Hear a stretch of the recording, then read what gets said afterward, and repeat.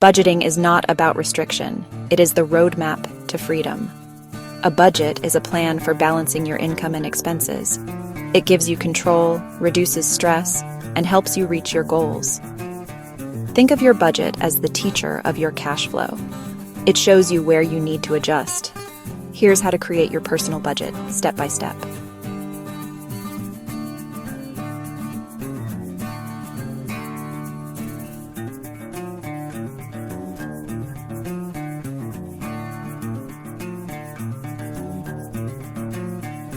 Separate your spending into 3 categories: essentials, wants, and savings or debt repayment. You can use apps, spreadsheets, or even just pen and paper to track your budget. Meet Naz, a young graduate who used a simple budget to transform her finances. She saved 20% of her income, divided the rest by the 50-30-20 rule, and reached her savings goal without stress. Now it's your turn. Fill out this simple income and expense table.